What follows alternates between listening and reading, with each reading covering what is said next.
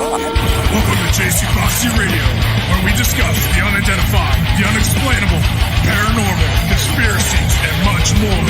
Starring your host and co-host, Jennie Nicasio, Shawn Kelly, and Jason Sledgehammer and Petro. Brought to you by UPRN Network. Now for your host, Jennie Nicasio.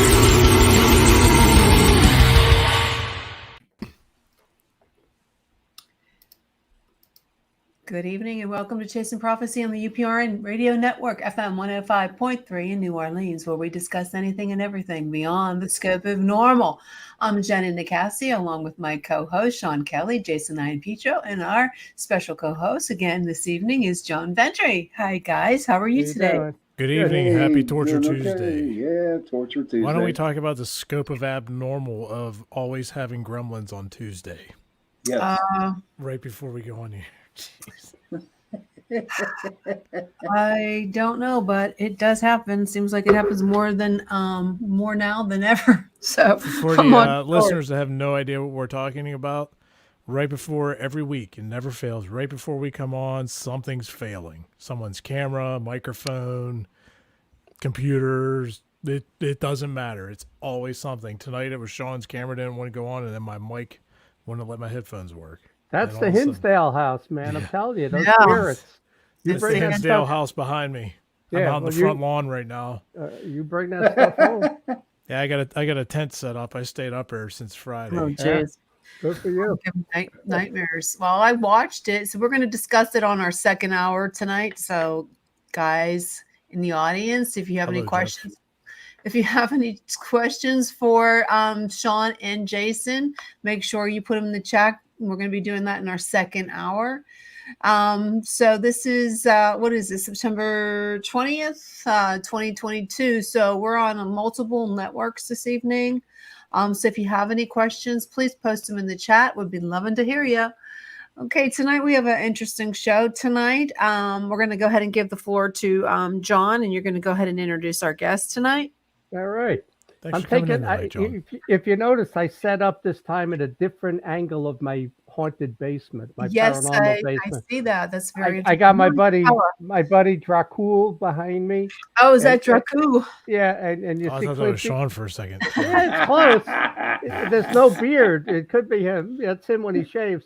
And then you see Clint Eastwood over here as a zombie. Oh, is that who that is? Yeah, I got some cool stuff. And then you got the Predator alien stuff on that second shelf. John, where do you get all these things at?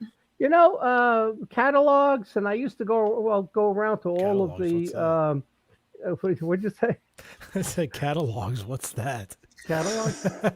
Yeah. Well, everything's on the internet now. Well, this stuff is old. I mean, this stuff is 15, 20 years old. But a lot of it is that going to Comic-Cons and horror cons. Oh, yeah. You do that a lot, and huh? I always find a model and say, hey, that's cool. And I buy it and I put it on the shelf. So, all right. Go ahead and introduce our guest tonight. All right. Tonight's guest is a friend of mine from New Jersey, Joe Foster. He grew up on Long Island, and I spent, I think, 18 years on Long Island, not too far from him. And then he moved over to New Jersey. He's been in the Coast Guard, the FBI, and a couple of positions in banking. And he was just a speaker at our Bucks County UFO conference, MUFON conference. And he talked about Monmouth, New Jersey UFO cases. So Joe Foster's our guest tonight. You want to bring Joe on? There he is. Hey, Joe. Jason Prophecy, Joe. Joe. Hey. Hi, everyone. How you doing, Welcome Joe? to Torture Tuesday, sir. Looking forward to it.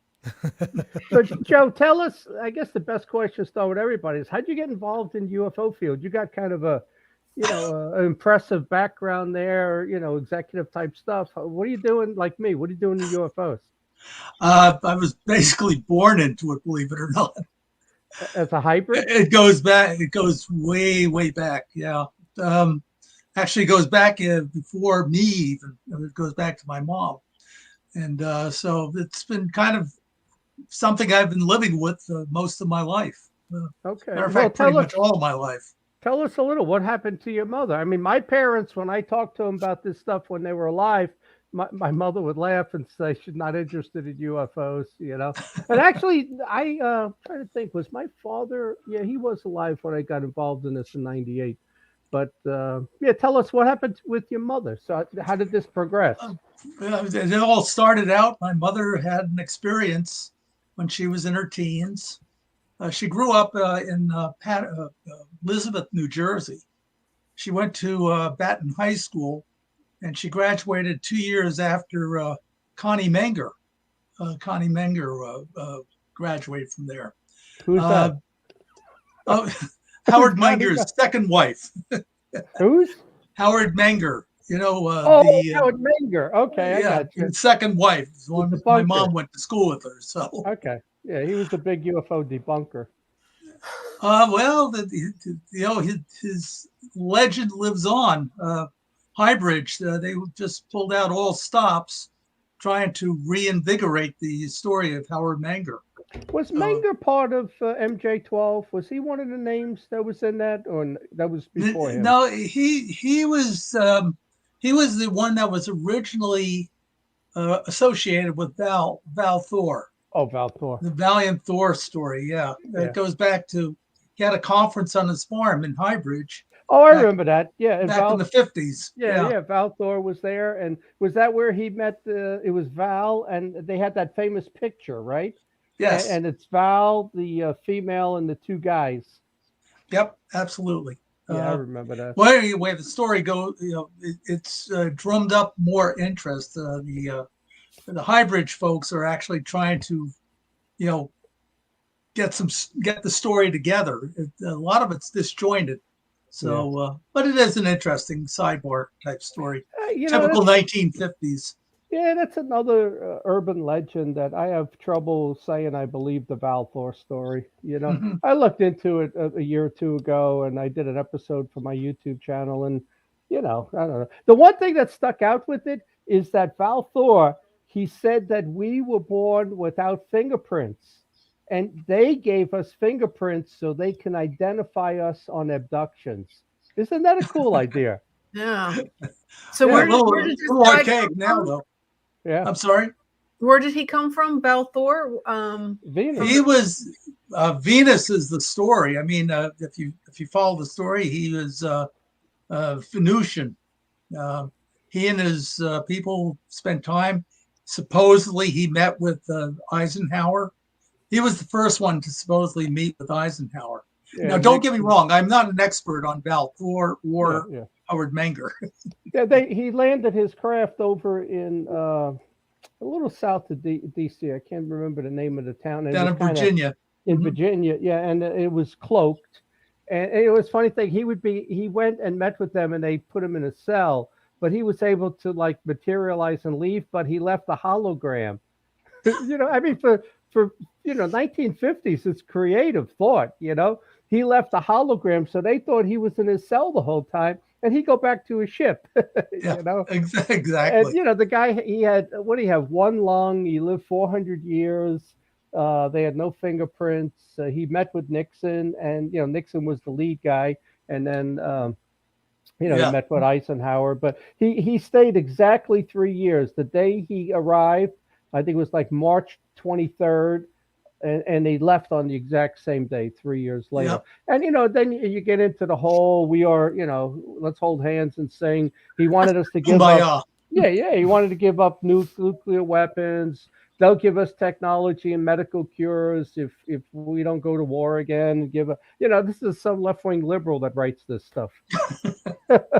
It's always the same thing. They come here, and they want us to give up all our weapons and they'll clean the environment for us, yet they've never done anything. They'll give us cures. Why didn't they cure forget about AIDS. Why didn't they cure COVID the last 2 years, right? Yeah. They didn't cure that. So I don't, some of these stories to me, it's BS. It's BS. And Val Thor is another one. Yep. But I like a lot of creativity. A lot of people have really made a nice living, I think, going out and talking about Val Thor. Yeah, it was Frank Strange's. I've never heard of this character. Yeah. Well, get this. The author is Frank Strange's. That you couldn't. Okay. Strangest? Yeah. That's his Strangest. name. He was strange, and that's his name. He made up a strange story. Oh, you know what? There was more to that, though. Have you ever talked to George Filer about it? No, that would be a good one to talk about it. But I do a presentation on it, and I've forgotten a lot of the facts with it, Yeah. But it wasn't. I'm trying to think. Wasn't the military guy involved with it? Was one of the people on Project Blue Book, though. He was the um, the nephew of Admiral Byrd. Dr. I Byrd. did hear something about that. Yeah, Wasn't yeah. the same guy that was said the Earth was flat? Yeah, could be. Yeah, I think it's Or Middle Earth. Yeah, but if you go to Dunkin' Donuts, they tell you Earth's a donut. I got a picture of donut-shaped Earth. You got to see it. Oh my. It's a donut, and everything falls up into the middle. And there were people who said the flat Earth and the donut Earth. Ray Parker, is that his name? The guy from Amazing Stories put that out. Donut-shaped Earth is what. Earth. Could be. I just Sean, like you're real cinnamon. quiet. What do you think about this I like app? cinnamon donuts. I'm just absorbing all this wonderful. Sean's saying to himself, "I'm Trivia. saying it." He's saying, What is MJ12? "Wait a minute." Who I Sean, don't is- know what MJ12 is. wait a minute. No. Sean is saying, "I'm staying in the ghost field because these UFO people are crazy." No, UFO I like people you. are How nuts. about one of you two explain to him what MJ12 is? Yeah, Joe. please. You Yeah. got a guess. Yeah. Okay, well, the MJ12 magic was formed after 1947. Of course, it was predicated upon the crash at Roswell, Mhm. and Truman had a brain trust put together, and they were supposed to be looking into the all aspects of the UFO phenomenon. There was a lot of warnings, I guess, by MacArthur and various other people saying, the next war is going to be intergalactic. So Magic 12, they had your top scientists, you had all your top people in the intel community, and they were pretty much calling the shots apparently. And now it's gone on, and it continues to this day, supposedly, allegedly. So, the people that were involved with it, Teller was involved. Of course, he's the father of the H-bomb. You had A lot of famous names. Vanity gigantic names. James Forrestal, and Forrestal, You know the story with Forrestal? his alleged suicide. Yeah, well, he's the first secretary. Was he Secretary of State? Secretary right? of Defense. Yeah. Okay. So our first Secretary of Defense. A few weeks earlier, he's recognized, and the president gives him medals and all of that stuff. And then at these MJ12 meetings, he believes the public should be told about UFOs, and he said he's going public with the story. So then the story becomes he has a nervous breakdown. Well, he was fine a week ago. And they commit him to Bethesda Naval Hospital. And nobody could go see him. And they put him on the 13th floor. And the staff said in his condition, he should be down on the first floor, but they put him on the 13th floor. And LBJ was the last person that went to talk some sense into him. And after he left, the staff, his nurse, doctors were pulled off the floor. And then supposedly he loosely tied a sheet around his neck and another sheet, and he jumped out the window. And of course, that didn't hold, and he fell to 13 floors. They actually hit a canopy that was 3 stories up, so he actually fell 10, hit the canopy, and he died. But there's scuff marks on the windowsill, and it has the appearance that he was thrown out the window. That was the same time that the CIA came out with their manual on how to kill people, and the manual says you have to be at least 6 stories high. So he was up on the third. Remember We got him up to the 8th floor anyway. Yeah, right. And if you go throw your wife out the window, make sure it's not the 2nd or 3rd floor. It ain't gonna work. Right. You gotta be Jay, at do least you have 6 any stories. questions? Uh, Well, like John said, I'm kind of stuck on the paranormal side because these UFO guys are crazy. They are. Yeah. They are. I'm But trying to just take a little bit of notes for right this moment. from what I've seen, the UFO people spin the best tales. All right, Joe. Well, you know tell- what? Yeah, I might have had my own. A couple times I don't want to say I did or didn't see a UFO twice. Once was when we went to Gettysburg, Shawn. Caught this thing in a picture. It's Yeah. odd shaped and it's just kind of stationary. I wasn't sure what it was, but the probably the best experience I had, if it was UFO or not, I'm not sure. I was actually driving to Detroit, and I was on the highway, and it was dusk. The sun's going down, but it's still light enough, and there was this bright light out of nowhere in the sky, and it just faded and disappeared, just poof, gone. I have no idea what that was. It wasn't an airplane or anything of that nature. And I was like, did I just see UFO? Now- I don't know. Question for the UFO guys. Now, when UFOs supposedly take off or like in the air, do they leave a sonic boom behind them? No, I have never heard of them having a sonic boom.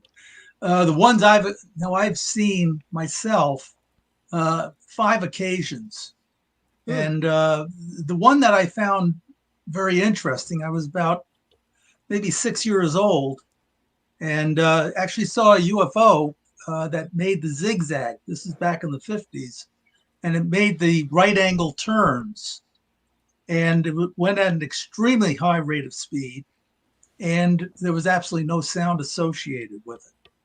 And so that is kind of, and what they're talking about now, you have people like Jack Sarfati and some of these big name in the physics world, and they're talking about space-time and how bending space-time, it totally is not in the realm of physics that we understand. So we think about acceleration, jet aircraft doing Mach 4, Mach 5, and these things going at what seems to be Mach 15. Well, it's not going and breaking the speed limit or the sound barrier. So you have to say, why? Why is that? So it must be something along the lines of, that space-time, and that's physics. I mean, that's pure Einsteinian physics. That's So above my scale. yeah, Yeah. but they are looking at power sources now. They're looking at use of metamaterials in order to give that type of capability. So when they're talking about Tic Tacs and the Navy, I can't help but laugh every time I see the thing about the Navy, releasing information about the Tic Tacs that they're seeing and they're capturing on gun cameras or FLIR, whatever. That's old hat. The Navy has been checking on this stuff. I actually, when I was in the service, I actually made acquaintance with a gentleman that worked for an organization called FICPAC, which is Fleet Intelligence Central Pacific, located at Pearl Harbor on Ford Island, Pearl Harbor, Hawaii. And I had 3 sightings. We had one that was actually reported 1969. It was during the Apollo 11 mission. And where I was, my ship, we were in the middle of the Pacific Ocean on Ocean Station Victor. We had 3 objects fly over the ship at 3,500 miles per hour in July, August time period of 1969. So that's not anything that was a normal aircraft. It's something that was, and I got that validation from an astronaut that I worked for. When I worked for a company called MTC, later be acquired by BAE Systems. And he was actually the astronaut on the STS-48 mission, which was a high profile UFO mission that they captured the UFO on a remote camera in the bay, and it was transmitted down to Montreal. It was captured by a cable company. So, I mean, this stuff has been going on for years, but what we're hearing has little to do with the reality of where we're at, probably, or what the vehicles actually are. Big thing in New Jersey right now is I've got 68 pictures that are going to be given to me of UFOs that are flying over the Forked River nuclear power plant that was closed down about 2 or 3 years ago. So these things are daylight objects, and they're incredible pictures. So what are they? And they're flying again beyond the pale of what we would expect from normal aircraft, quote unquote. So there's a lot of stuff going on. Joe, I had always heard it was the Navy and the NSA doing all the research, and the Air Force and the CIA were the public view. Yet the real work was being done by the Navy. Yeah. Yeah. Well, as a matter of fact, that gentleman that I knew from FICPAC back in 1970, where he was working, Bobby Ray Inman was a lieutenant commander there. Okay, so, and of course, Bobby Ray Inman went on to run the NSA, and he was the deputy director of the CIA. And he doesn't poo-poo the story about UFOs. Now I know why. What this gentleman told me when I told him about the sightings that we had, that we reported, he laughed, and I thought he was just laughing at me because I'm a UFO nut. But that wasn't the reason he was laughing. The reason he was laughing, he said, because we get thousands of reports like that every year just from U.S. Navy ships. Yeah. Okay, thousands of reports every year. So, and this was 1970. So, do the math on it. And so what they're releasing is a pittance.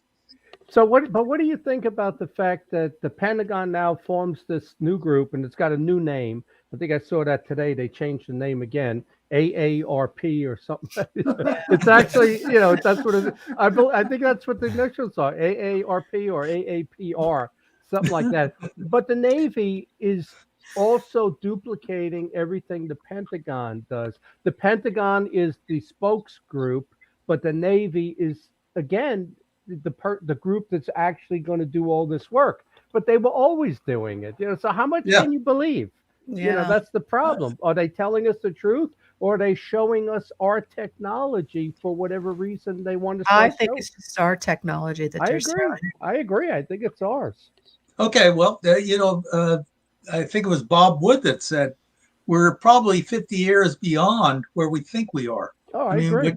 We sit here, we hear about what they're launching rockets to the moon or whatever, but we're probably 50 years beyond that, and we're probably doing some very esoteric stuff. That space time.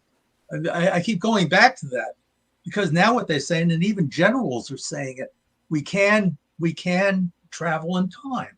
Yeah. Time is no longer, verboten. No, that's Jenny's. Jenny likes that time traveling. Huh, Jen? Yeah, I do. I think it's fascinating, but I don't know if we have the technology to do that. I don't think we do. Well, the portals, these portals are all over the place, like what they're doing at the Skinwalker Ranch.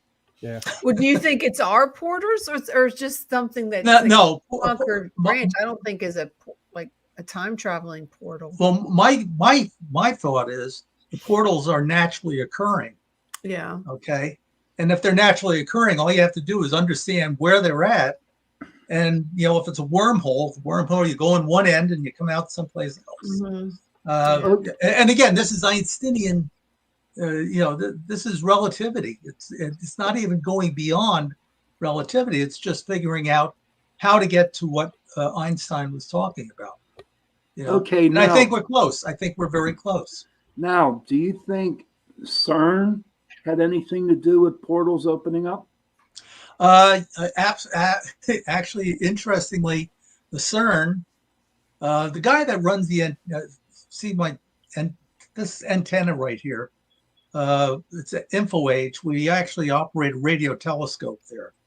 And the guy that's in charge of it is the head of the Princeton Physics Department for Electrical Engineering.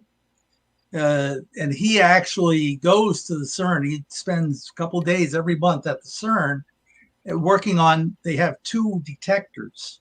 So everything that's taken place with, particle physics is coming out of there. It's coming out of Brookhaven National Lab. It's coming out of Chicago. And they are actually able now to create miniature black holes. I mean, they don't last very long. Yeah, they don't last very long, and they're very, very small. And of course, the fear was now we're building bigger and bigger particle accelerators, and they're thinking that, yeah, we're going to build something that's going to swallow us whole. That would be amazing. Yeah. Could it happen? Probably it could. I mean, there's all types of rumors. They're going to increase the size of the CERN by another 14 miles or something like that. Well, hopefully they do it a little at a time. So if one day all of a sudden CERN disappears, you know that, well, they got to the point they made it big enough that it ate CERN. It ate everything. It left us alone. That would be interesting. No, it is. It's a fascinating time. In 2012, that's when they discovered the God particle, the Higgs boson. That was the 12th particle in history that was discovered. And he thought this was going to be the be all to end all. But you know where we're at now? We're up to 57 particles. So between 2012 and 2022, we're now up to 57 particles. Now, most of them are not very interesting and they're short-lived. But now, every once in a while, they come up with something that is interesting. What type of breakthrough it's going to be, who knows? These guys are very, very smart. Hopefully not too arrogant, because otherwise maybe we will end up being swallowed. Yeah, imagine if they make like a black hole and it just doesn't disappear, just starts sucking everything in and just grows and grows and grows, and then we just implode, I guess. Yeah. It's like a sci-fi movie that we're living in right now. That's the way I look at it. That's actually a good point, because I think it is too. Well, I've always thought that we've been to the planets already. We have that X-37B, a remote control space shuttle, and I'm sure the Solar Warden, what was found, those 6 different craft that belong to us, and the space officers that we have. And, you look at the trillions and trillions of debt that we have. Where did that really go? I think so much of it was funneled off for this. Because once you can establish a colony on the moon or Mars, Earth almost becomes a little expendable because the species will survive. So if you got to go to war with Russia and China and a lot of people die, well, we know we got people on another planet. It's not like we're all going to die. Or if an asteroid, a planet killer is going to hit Earth, well, there are people elsewhere. Mm-hmm. Well, the optimum number for the Earth, according to the RAND Corporation, is 500 million.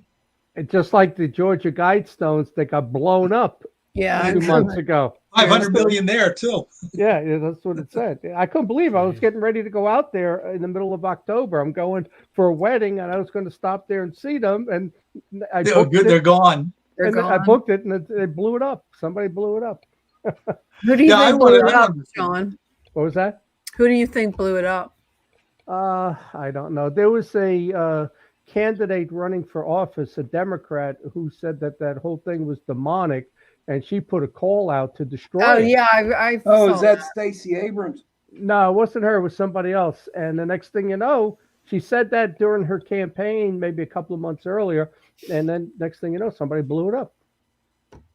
Well, I have a funny feeling that right now there's a war going on. You have the globalists against the anti-globalists, right? Yeah, and the globalists are following the Rio Accords and the Agenda 21, now Agenda 2030 and Agenda 2035.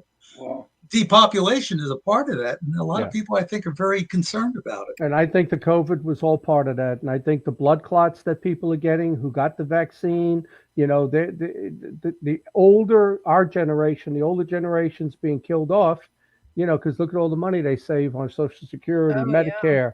We're not productive anymore. We're living off the system that we created. Oh, you saw Harari. He's like the number 2 man with World Economic Forum. And he came out and he said, we only need 20% of the world population. The other 80% are non-productive. All they do is eat food and, use up resources. Yeah, I mean, he actually said that 2 weeks ago. Holy crap. I'm not making this up. It Damn. depends what's his version of productive. I got news for you. I grew up really poor, and poor people are happy. They are. They got good marriages. They have sex all the time. Oh, God. Poor people are happy. They can't afford to do anything else. Yeah. So if they watch horror movies, so that don't make them bad people. So I don't know. Well, that came in from right field there. I wasn't expecting that one, John. Well, You know I mean, what I I'm mean? just trying to say, poor people live very happy lives. They what? don't The drive Jaguars, but they're happy with their You life. know, the way I look at it is I'm happy I wake up the next day. And if we're going to get bombarded with whatever in the hell is out there, I can actually say I had a good life. Yeah. Seriously. Did you I say mean, you had a good wife? life. Oh, okay. Who, me? Hey, my son's mom is pretty cool. I'll tell you that. But no, I had a good life. So why? Yeah, I mean, I've done everything I wanted to do. Why pretty much. why do we have to worry about it? The world's going to end by one little tic tac or a black hole or whatever. I mean, I take offense at these people with their billions, the Gates and the others deciding who should live and who shouldn't, and who's worthwhile and who isn't. Who are they to determine this stuff? Who Right. was China to release that virus? They did it for a reason. I wrote the first book in the country on COVID, and I put my reason in there, but it's very political, and you know where I stand. Well, there's these new China bugs they just saw tonight on Tucker. What are they called? They're destroying the. The lantern bugs. Yeah, they're What destroying are they? farms. They are crops. a plague. They are a plague. They're the smartest bugs I've ever seen. They anticipate if you're going to try to crush them. They say you have to crush them because they're kind of impervious to most of the supposedly the Flamethrowers don't work. Were they engineered by China? Probably. You can engineer anything now. Yeah, I don't trust China. But they're at all. here. They came to Pennsylvania first, and so that's where they're mostly. They said they came over in rocks from China. Now, why would we Probably be getting shipping rocks containers. from China? Oh, the shipping containers, sure. Well, yeah, what an we're- easy way to get to We're spread. constantly They're getting not the shipping first containers ones from China. either. Will those big hornet things, those The giant stink- wasp things, kill them? Well, yeah, but remember the stink bugs came from there too. That Yeah. was 10 years ago. They came from China. I mean, there was look a like company steel. I worked for where we would get crates from India, and there'd be crazy looking spiders and snakes that would come out of those. So, I mean, Yep. it happens. It's just a matter if they're able to breed and make more. Well, we're now a global society. We're going to share everything. We're going to share our bugs with you too. that's insane. That could change, though. I think at some point, I think our Congress and Senate really do want to put the screws to China, and they realize we're supporting an enemy with everything. But it's become so political. That if you're going after China, you got to be a Republican. So it's you got to do what's right for the country, and then they're just not doing that. Yeah. Well, All right, I'm going to throw a monkey wrench in here. Go ahead, throw a monkey Okay. wrench in there. I'm going to throw a monkey wrench in there. Did you throw it? Where is it? I don't see it. All right, so Oh, here we okay, go. so we, as far as we know, the aliens are working with the government, our government, right? Now, is it possible that there are negative, bad aliens working with China and Russia? Is it possible? John, you want to take that or? I don't think they're working with China and Russia. I think we cut the deal first with them, and we allowed them to do their abductions of people and cattle and all the other things. And they gave us technology, which all of a sudden started popping up with, Kevlar and lasers and all these other. I think we cut the deal. I think if Russia or China did have that, they would use it, against us. Now, I tell you, the wild card in this whole thing the country I don't trust is Iran.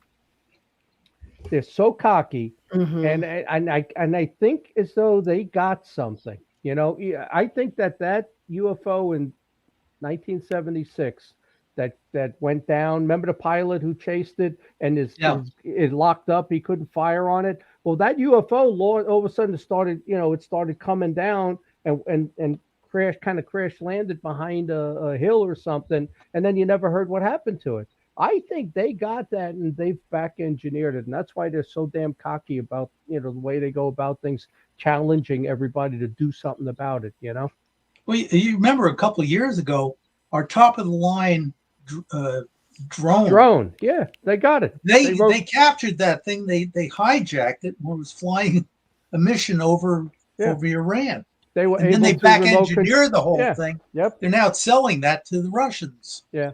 Yeah. I just hope, like I said, I had a cousin, a 2-star general in the Air Force, who told me, John, we got stuff Russia and China don't have, and you could sleep good at night. Trust me, he said, we're way, you wouldn't believe what we have, and I think that's true. And I think our Space Force started in 1982, not with Trump, Yeah. and we've been, and Joe, what are your thoughts? Hudson Valley and Phoenix Lights. Oh, were okay. they ours? I think those were ours. They were so Yeah, blatantly out in front of everybody. No, you're over a nuclear reactor, and the military don't show up. No, nothing. That was our stuff. There's an argument for that. There's also an argument against it. A lot. If you draw a straight line, the sightings that are taking place now in Pennsylvania, if you go from Indiantown Gap, draw a straight line through Pine Bush up there in New York, mm-hmm. You see that there's a lot of activity in that corridor, right? Yeah. Also, there used to be, according to Bruce Cornett, he did about 12 years of study of that. And some of the things that he found, first of all, there was a special operations airfield that was used for classified type of work. That all shut down when they bracked the Air Force Base in Rome. Where is it, Rome or whatever? Well, anyway, a lot of that stuff kind of went away. But the one thing that he found was that there's an anomaly that's under a cemetery, and it's the size of a triangle. Okay, it has the exact dimensions of it, and they used ground penetrating radar to identify it. But it's in a shale deposit 12 feet underground. And this thing actually, when there's a certain configuration, he said there is a radio that it starts sending out a signal. Okay. And, he swears that this is accurate. He's got all the, if you look at his book, he's got everything laid out very, very scientifically. So if it's something that's not ours, it may be something that's been here for 1 million years, just like the Black Knight, the Black Knight satellite. Yeah. There's a lot of stuff. I mean, there's an argument for and an argument against. You never found out what that was? It's still flying around out there? The Black Knight? Yeah. It's supposedly been there for 12,000 years. But the NASA explanation is it was a piece of fabric or cover that got loose from a shuttle or whatever and just started, Well, but wasn't it around in the 1800s though? Yeah, it was actually discovered by an astronomer back in the late 1800s. Yeah. You got to take everything NASA gives us with a gigantic grain of salt. I agree. I mean, they are, that if there's a conspiracy of a cover up, they're part of it. They're not going to refute it. They're going to. Everything I've learned or heard about alien species or these hive mentalities, it's that one world government where they come from, one military, one world government, they control everything. To me it's very communist, so it seems like if something shows up or they do show themselves or they cut a deal, we're going to all follow them because they're superior. right? They got here. They got to be superior to us, and we're going to follow them into a hornet's nest. And this country's we're going to lose our freedoms. Is what's going to happen. Oh, yeah, absolutely. I think part of the problem is let's kind of extrapolate. The militaries of the world. Okay, the military-industrial complex is not just the United States. It's in Russia. It's in China. It's all over, and they feed on one another. Okay, if you have fear, you can get budgets and more equipment. It's a scam. To me, it's a gigantic scam. Anyway, the problem is that if this is in fact the case, our technology is a joke. If you weigh it against, let's say there are 57 different varieties of alien cultures that are visiting us in various stages.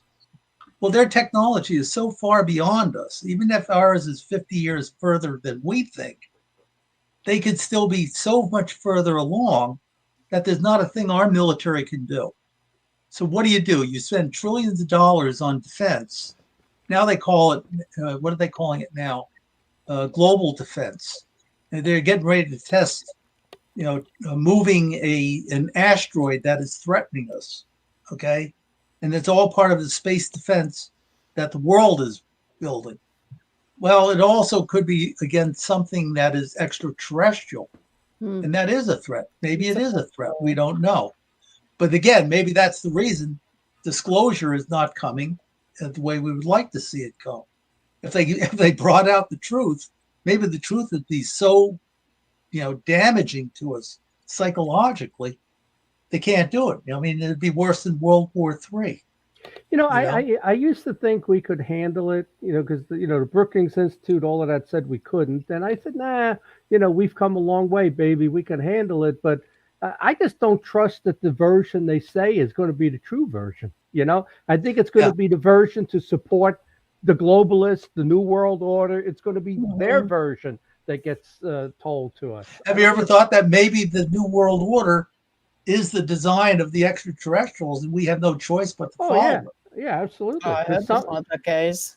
Somebody's calling the shots here because every society, culture, everything's changing quickly and in a certain direction. You get all of corporate America now, all the media, they're on one page, and it's the freedom fighters and the patriots that are on another page. Yeah. Well, UFOs definitely exist. There's no doubt about that. The question is, what are they and who are they? Who owns them? And maybe it's a hybrid of everything. There's some that's ours, there's some that's theirs. But the thing is that since they exist, we have to live with them. Okay, the way we're existing right now may be the best thing that we could be doing at this point. Because we can't do anything else. Joe, how do you reconcile that? You got a firm belief in aliens. How do you reconcile that with creation and God? Because there's nothing said about life on other planets. I mean, personally, my own belief is that they're not mutually exclusive. That life permeates the universe. I can prove. I mean, we know now that there's 100 billion planets that can harbor life. Okay, that have the capability. We know it now because even if we went back to Frank Drake's equation, he had 100 million just in our galaxy. But Joe, that means you would have to believe that evolution is true for life to just pop out of nothing on these planets. A lightning strike hits some chemicals, and you got all these things start growing. I'm not convinced that that's how it works. To me, it's all intelligent design. It's just that our experience is very small. It's what we have on Earth. That's our entire existence. But if you think about it universally, why would God just waste his time with one little insignificant planet when he has an entire universe? That's what I said. He created all. It's still God. He don't have a budget. He could just create what he wants. He want to make trillion. He made 1 trillion stars. He can make 5 trillion. But I always said, in one of the books I wrote that it would be cool if, let's say, God put one planet in each galaxy, because there's 200 billion galaxies or more. I forget the numbers. Life on only one in each galaxy, and then he sits back and sees, does anybody get it right? And that it would still be, hundreds of billions of planets that are populated. Well, you want to hear? I mean, because I'm working this radio telescope, I've started really paying a lot of attention to what's happening with the James Webb. I mean, that thing is absolutely amazing. The knowledge of our universe grows exponentially just about every year. I mean, there was one event that took place back in the 80s. An astrophysicist took his time on the Hubble telescope, and he pointed it in a direction where there was absolutely nothing. It was just blackness, no indication of cosmic clouds, no stars, no galaxies, no nothing. And when they went through and they analyzed the data, he increased the known mass of the universe by 25%. And what he looked at was the size of a pencil. Okay, it's like looking down a tube about the size of a pencil. And that gave us 25% more mass. That means more stars, more galaxies. Now the Webb is taking that, that's growing exponentially. And what we're going to be learning over the next year or 2 years or 5 years or whatever, it's going to be mind-boggling. But to me, it's still what it does. It magnifies the power of a supreme being, or the intelligence of the universe makes it stronger. It doesn't make it weaker. You're not too far from Dr. David Jacobs over in Temple. He's retired since. Right. Do you agree with him with the hybrid program, and it's very negative, and they're here to take over the planet? That was always been his belief. There's a logic to that. There's a certain logic to it that if you want to, if you have the tools, okay, and let's say you're an advanced civilization and you wanted to take over, you need to, propagate your own species, but you have to do it in such a way. Do you do it through a global war, where you can destroy the planet that's the object of your interest? Or do you do something, funky, like takes a little gene splicing and, you create the hybrids and you don't even know the invasion takes place and it's over before you know it. Well, it would be to replace us, obviously, and keep the planet because it's so rich in everything, Yeah. You there's a question here.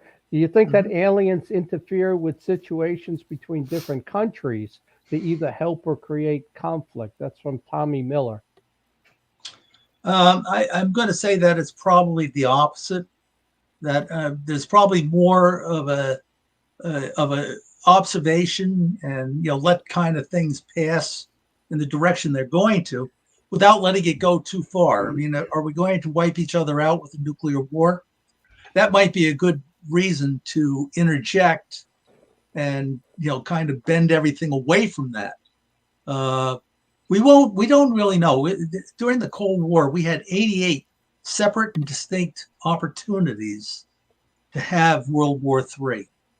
Well, as a matter of fact, we came so close 2 weeks before the end, when the Berlin Wall came down.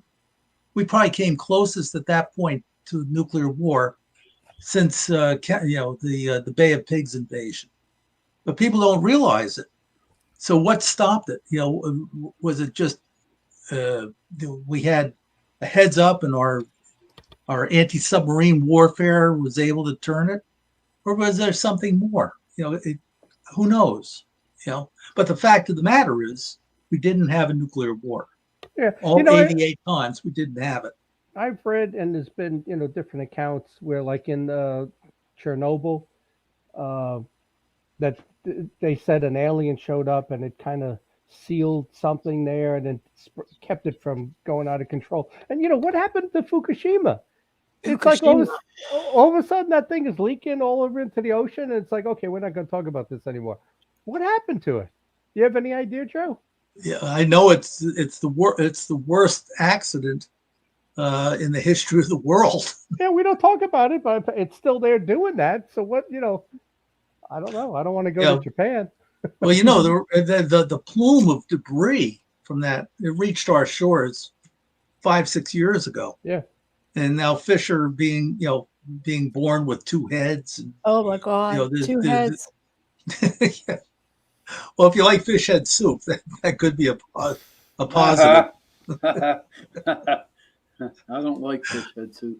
Yeah. So Joe, how did your mother get involved? We started off by getting your genealogy here, but we never got to your mother. What happened with her? She always complained about, well, a couple of things. First of all, she had some type of weird indentation on her skull. Okay, not sure what caused it. She didn't know exactly what caused it, but she also had a 160 IQ. Oh wow. Yeah, it was to the point where you could barely communicate with her. I mean, the gulf between was so great.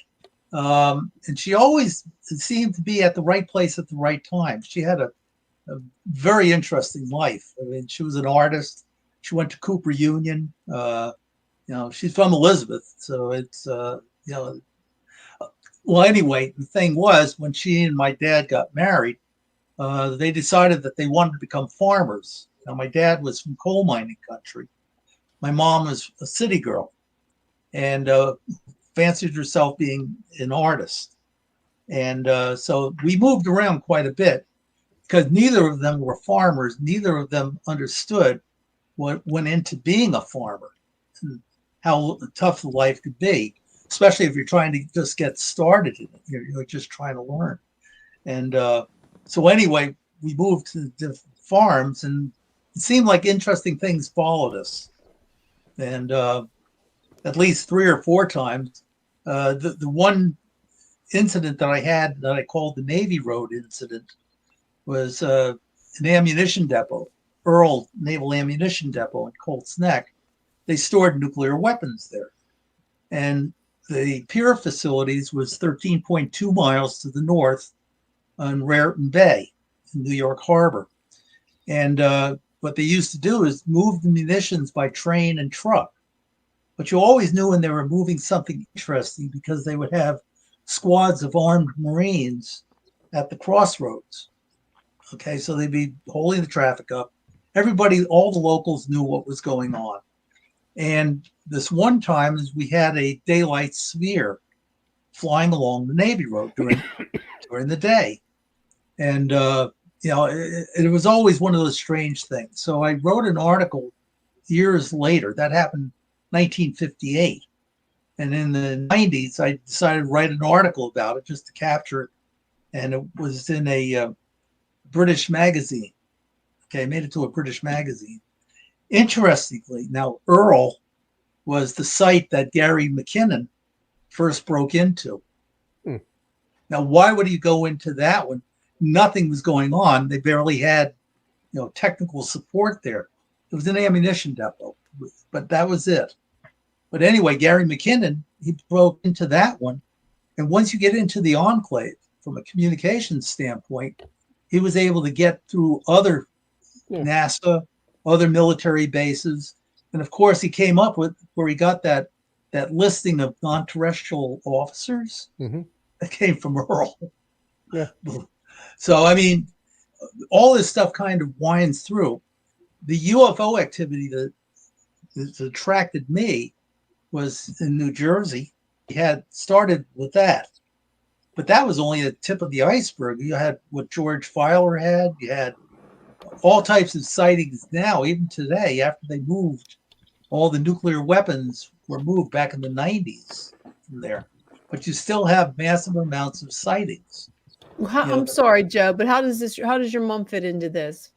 Oh, my mom she was just kind of like the genesis. Going forward, I don't think anything else happened. Which, I don't even know what happened. But I know that, she ended up with that very high IQ. And she always was talking about. You think your mom an was abductee? Yeah. I mean, to me, it's definitely in the realm of possibility. I can't explain my mom. My mom couldn't explain my mom. Do you have children, Joe? Yeah, and I have a daughter, and she had an experience. That's what I was going to say. Any of your kids have any UFO experiences? She actually had a couple of experiences, but the really interesting thing was she ended up with an implant in her arm. Oh my. When she was about 12 years old, and she gouged it out. I mean, she was bleeding. The arm was bleeding. I'm looking, and she showed me, and it was there. It was one of those little black mustard seed side, objects that you see pictures of them. So how it happened, what it was, I don't know. It got lost over the years, so I couldn't even get it to the people that were really into it. So I don't know. I mean, it's circumstantial, but there's too much that happened to me personally. It goes beyond the pale of what's the possibility of it happening. What's the worst thing that happened to you? Well, okay, the two before I went into the service. There were 3 events after I went into the service. One was formally reported. That was during the Apollo 11 mission. Apollo 11 touched down a couple hundred miles to the south of where Ocean Station Victor was. Okay. So, and that's where we had the 3 objects flying over the ship. We had them visually. We had them on radar, And then years later, I was talking to Colonel Mark Brown. Mark is an Air Force colonel, and he was the mission specialist on STS-48. And STS-48 is the one where they had the camera in the bay, and somebody at a cable TV station, Montreal, pulled down the images of the UFOs as it flew past. Now, here's the interesting thing. Everything you see to this day, you see a couple of seconds, and that's the entire STS-48. What Mark told me, he said, I don't know what they were. This is a direct quote. He said, however, the objects, that it was more than one object, the sighting went on for over 20 minutes. And what do we see? We see 5, 10, 15 seconds, and that's it. And to this day, NASA, the reason I don't take NASA at its word for anything, to this day, they say it was nothing but frozen condensate caught in the thruster of the space shuttle. Okay, you can check it out. But if you want to see the truth, go and see the Disney video that was made in the 90s. And it even had Michael Eisner was doing the voiceover, the talk and everything else. And if you go to minute 20 of that, you'll see Mark Brown. He's in a red golf shirt, and he's got the camera on his shoulder. He told me, he said, NASA was giving them instructions what to do throughout the entire 20 minutes. And he was told to grab the large format video camera and go to the shuttle window and film these objects when they flew past. He said he grabbed the camera, he went to the window. He said the damn things were moving so fast, he couldn't get a shot of them. Now, if you go to that video, you'll see him with the camera on his shoulder. Okay, remember, he's got a red golf shirt on. And, and they're talking about the STS-48 mission. Do you know who NASA produced itself? You know who produced that video, the Disney video? Who? Paul Villadeloid, who was the producer of Hangar One, the 2 seasons that I was in. Really? MUFON. Yeah. He was I did not know that. Among us, he was like a cult hero because we knew he did the Disney video. Yeah. So we felt like and I'll tell you something interesting. We knew we had a believer in the UFO field doing Hangar One. When I did the first MUFON series, UFOs Over Earth, it was the guy who did Unsolved Mysteries with Robert Stack. And I asked him, do you believe in UFOs? He goes, no, I don't. And that was obvious in the way he did that 3-part series. He tried to debunk it. He didn't try to prove it. Okay, well, Right. we've finished off the first hour of Chasing Prophecy. We're going to go to a commercial break, and we're going to say goodbye to Joe. Go ahead, kicking me off. Jason. Good evening, Thank you, everybody. Carnation. Thanks for having Looking me for a on. way to Yeah, start thanks for your being on, day, Joe. be sure to start it with Carnation. Maybe some breakfast essentials or some coffee cream or whatever your choice to get your day started. Thank you, Carnation. Thank Is there you, Joe, any- for being Thanks, on. Jason. Is there Okay. any last? Joe. Have a good one, guys. Joe, Thank you, for being Joe. on the show. It was really interesting. You have I'll a see great you in night. Bucks Thanks County. again. You too, Dick. April 29th, Bucks County. Okay. Wow. Yeah. Thanks for joining us for the first hour of Chasing Prophecy Radio. And so we're going to finish our second hour on the Hinsdale House. So go ahead, Hey. Jason. Tell us about what happened this weekend. The Hinsdale House happened this weekend. Well, you have the floor, my dear. It was a pretty good investigation. There's a lot of history of that house dating back from the 1850s. There are claims of stagecoaches that was like on a pathway. It used to be like a bed and breakfast where the owners or the brothers that lived there would rob people. Apparently there was bodies buried under the floor in the basement. They found some bodies that are buried in the yard. They have flags where they were at, but they were in caskets. So we're thinking that might have been a family at some point. There's a offering tree That in the was woods cool. right behind the house. They have stairs cut into the hill when you go up, and the story behind that is there was a psychic that was there, and she said that there was something about this one particular tree. It's really big, actually. And they said, this is where you need to make an offering, just anything, a personal item or like tobacco for the Native American spirits, whatever you want. So each of us put some stuff up there, and let's see. Well, for the beginning of the investigation, Shawn was upstairs, and we were downstairs. So this house is set up.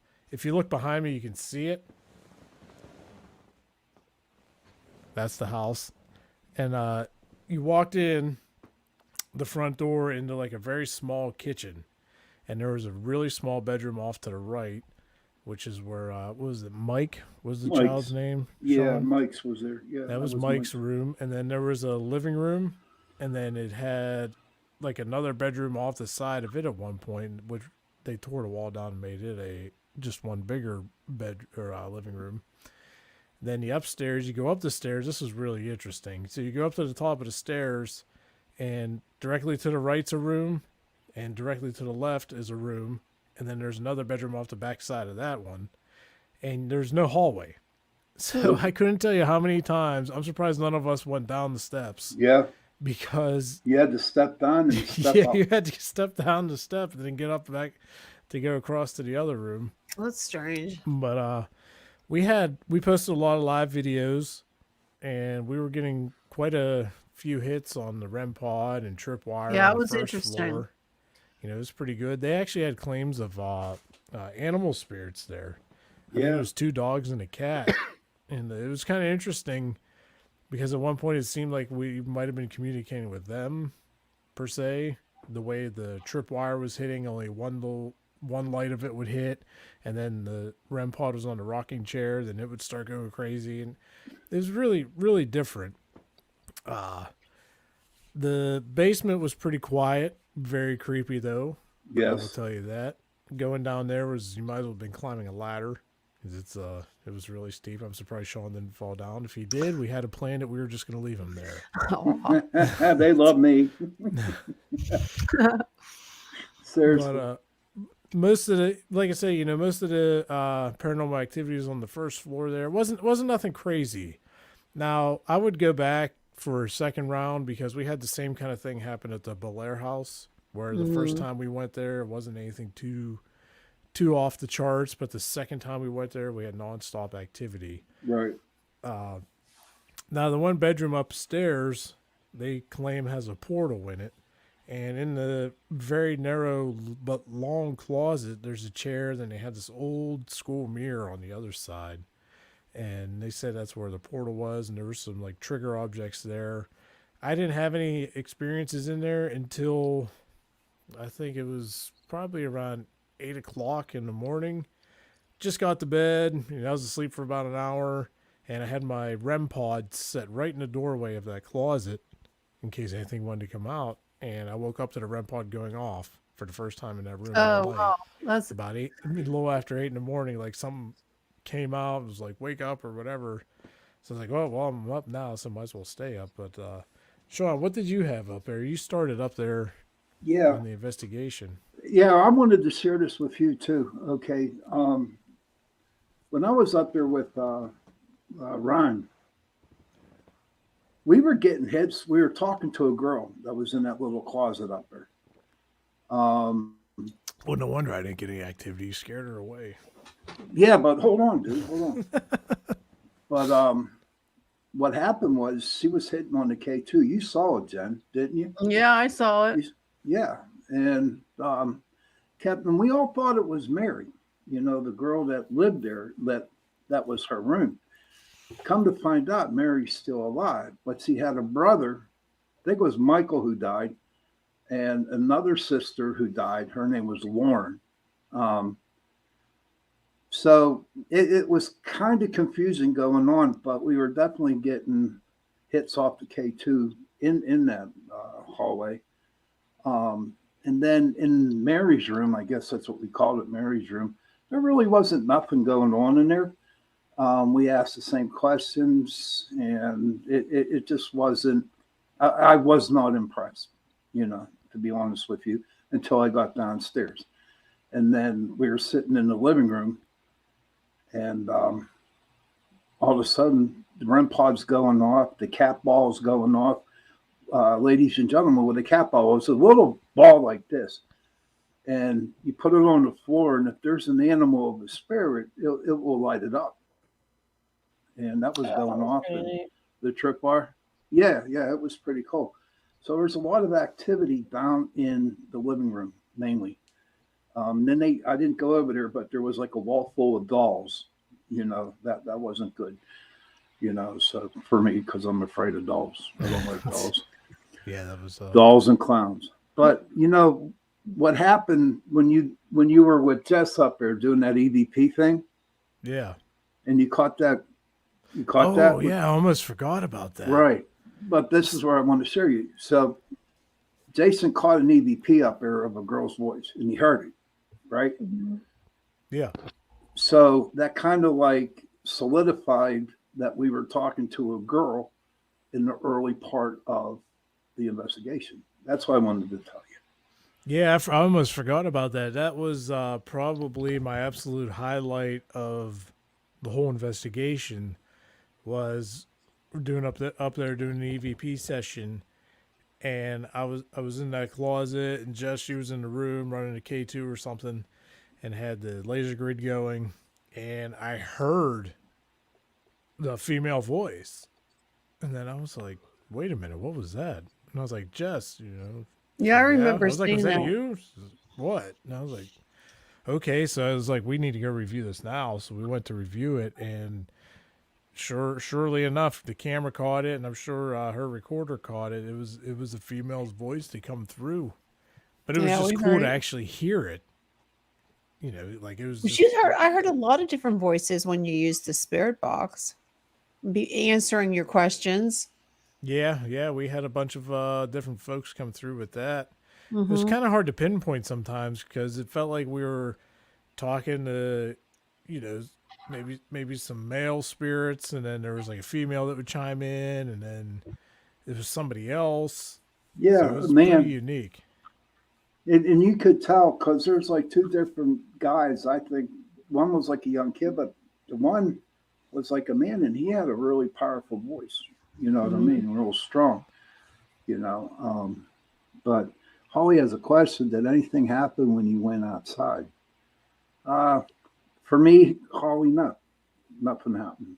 How about you, Jason? Outside was pretty calm, actually. The only creepy part I would say was up near the offering tree. You could kind of feel like some energy up there, but other than that, it was pretty calm. Like I didn't feel anything out of the ordinary out there, and you know, to be afraid of or anything. I'm trying to see if I could pull up some pictures I could send Jennie so she could show them. Yeah, I was going to send her that one. I posted a little 15-second video on TikTok where the REM pod's going off and it's sitting in the rocker going off by itself. Ryan was in the chair. No one was near it, and it was just going off. But what was interesting, though, when me and Ryan, when Jason wasn't around, was me and Ryan talking, and then I did a little experiment. Okay, we kind of like didn't give the spirit any acknowledgement at all, like nothing at all. And about 10 minutes later, everything was going off, and it was mad because we were ignoring it. No lie, no lie. So, what'd you think of it, Jen? No, I'm sorry. I was going to say, I wonder what the team that went in the day after us, I wonder if they caught anything. I don't know. I thought it was really interesting. I enjoyed it. Did you?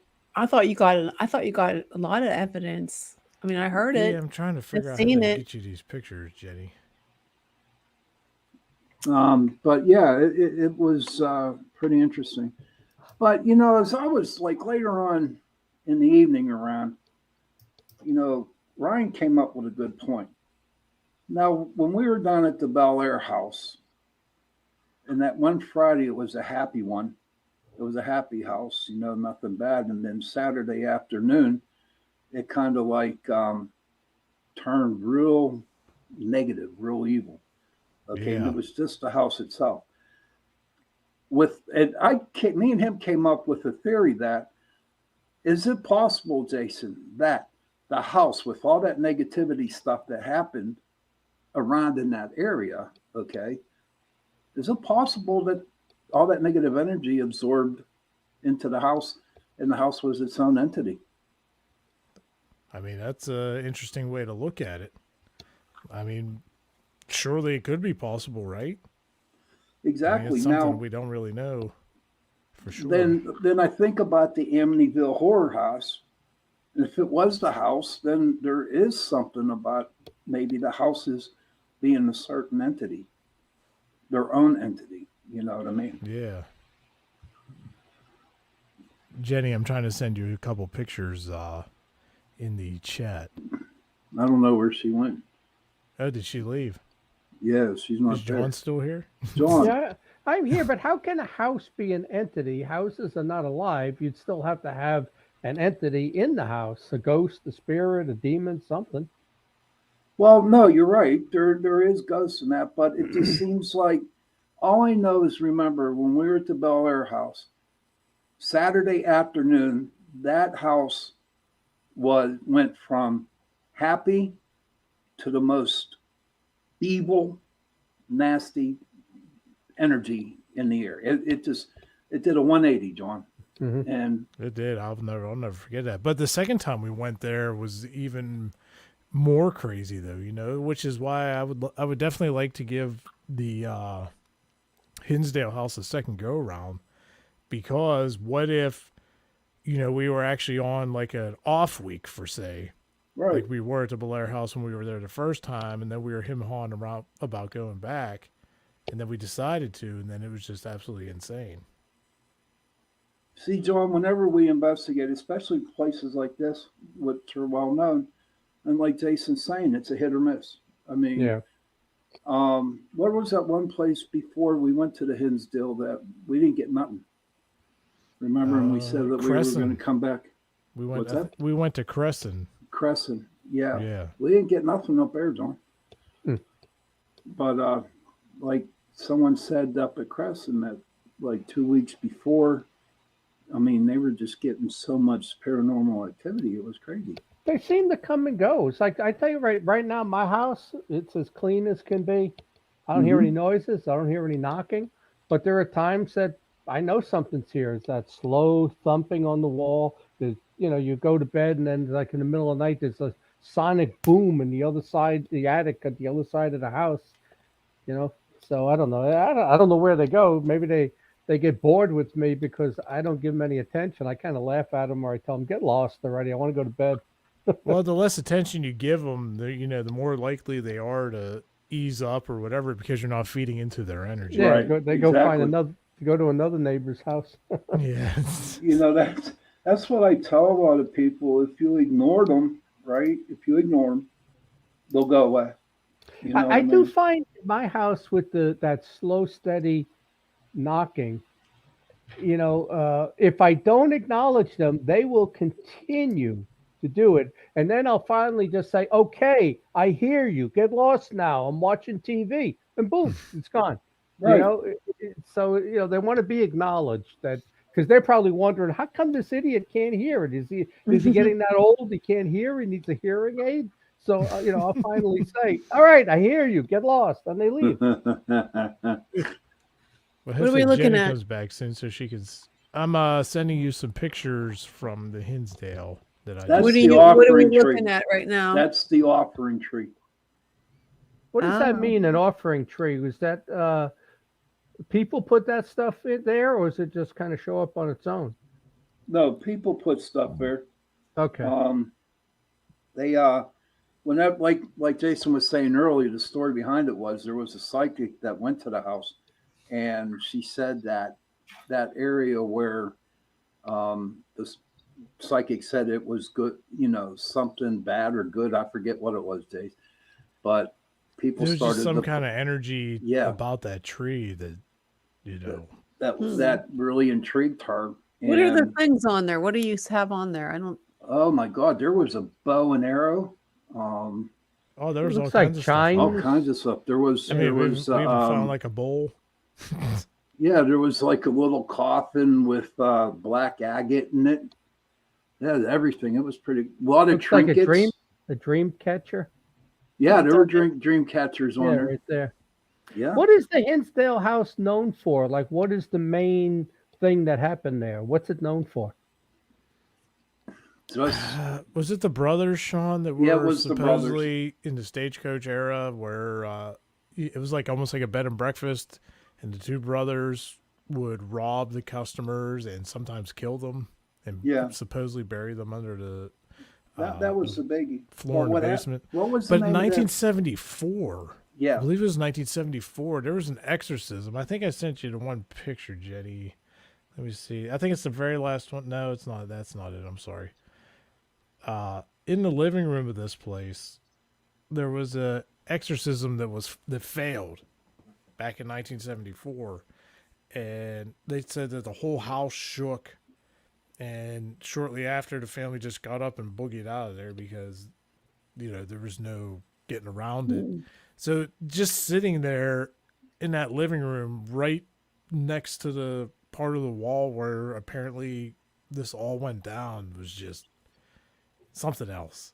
We'll just put Well, it that way. what I read about exorcisms, if it fails, then the priest comes under attack. That's the way that works. If he can't drive that thing out, that thing then has the right to attack the priest. Now, I did hear another story about this place that I think it was Nick Groff from one of the ghost shows. Mm-hmm. Something that he said that something dark and evil followed him from here, from the Hinsdale house, and then he had to do all kinds of cleansing stuff. And when he did, I guess it came back. But I was gonna say, but I didn't feel anything like that crazy. There, right there in that picture.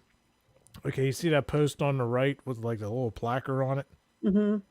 That's where the exorcism took place in 1974. Mm. So we were sitting right there on the couch, knowing that the REM pod was sitting in that rocking chair, and we had the tripwire on the floor around it. Yeah, I remember that. And that's where we had a lot of activity. Hello, Ryan. Hey, look. Yeah, Ryan. Ryan He was there. Come on Yeah, in. come on in the chat, Ryan. If Is that's Ryan okay. the guy that showed up in Punxsutawney? Yeah, that's him. Ryan, Yeah. he showed up in Punxsutawney and filmed my 2 lectures there on Kecksburg and the Dogman. Why don't you come on in, Ryan? While he's coming in, let me tell you something interesting. There was a group there from Legend Hunters. I think they were one of the first or second speakers. And they were the one that produced that movie, The Exorcism Prayer, when they came to my house with that priest and he drove it out. And and so we were talking before the conference started, and he said, John, when we drove that out, he asked me, how's your house? I said, well, it's the demon is out. He said, yeah, but it came with us. He said Ooh. it was scratching us, it was biting us, pushing us. He lost a finger at an accident at work that is like, I don't know exactly what happened, but he felt like there was some interference with equipment, and I guess it left, but it left with them. And there was all kinds of things went wrong with that whole camera crew, everybody. So this stuff's all real. Good. Oh, that's the tripwire with the REM pod on the chair. Is that it, Jace? Oh, Is that hold on. upstairs? I got to get That's my screen back. My That's computer just upstairs. went haywire on me. Man, wait till Ryan comes in. I mean, Ryan did a good job doing our live. Yes, he did. Yeah, I like the way he did it. Yes, that is the GS2 laser grid, accompanied by the tripwire. And I forget where I think the REM pod was actually. If you could see the REM pod in the room on the right, across, you can see the little red light on it. But you see those two rooms there and that doorway on the right? That's a stairwell right there. There's no way to cross without stepping down in the steps and then back up. I couldn't tell you how many times my foot hit that very top step and I thought I was going down. That is interesting. Yeah, that was. Yeah, that was something. We did get some good hits with the GS2 laser grid as well. Did you? Yeah, we had some stuff that was manifesting. Nothing super crazy, but we'll stop driving. Saturday morning was crazy, right? I had no lights on my car. I mean, everything was shut off, never used it. So everybody leaves, and I decided, okay, it's time for me to go because I had to be the last. I didn't have to be, but me and Jessica stayed behind. Thank you, Jessica. She's in the chat. But my car wouldn't start. My battery went dead. Oh, wow. Yes. The ghost sucked it all out, huh? Yeah, absolutely. And I was mad. It took what, Jessica? How long? 3 hours almost. I mean, it was insane. Went down there and bought some jumper cables and another thing, and they didn't work. And all of a sudden, this guy pulls up in the tow truck, puts his thing on it, and boom, it started right up. Hasn't stalled on me yet. Yeah, that don't make sense. Jason, what is this picture? Oh, That is a pond that what year did they build that, Shawn? Oh, shit. Recently. That was a man-made pond they put in, was it back in the, I can't remember what year they said it was. But that's on the property right there. There's known to be a woman in white that kind of, I guess, floats across the top of the water. You can see her on a foggy night once in a while. You got any people that scuba dive that can go down and see if they find any bodies? I don't Well, know. the bodies are actually in the ground right next to it. Like there's flags where they're buried. Yeah, So they found them. I got a picture of that somewhere. But yeah, that was a pond. So they don't know if there are bodies in there or not. Nobody knows. But I mean, seriously, when I went down there, like when I first got there, I was waiting for something to jump out of the water and snatch me. Honestly, that's how spooky that place was. And then at night, Jay, that mist that was going across the water, it was a scene from back in the 30s of Wolfman or Dracula, one or the other. But I just don't know. Now, there was another. There could have been another house because there was another foundation close to where the people were buried at. And so we were wondering if anything was happening over there. So, oh, yeah. wasn't that some kind of barn though, Shawn, they said? Well, I don't remember. Like there's so much information. Like I'm just trying to remember as much of it as I can. I hate dolls.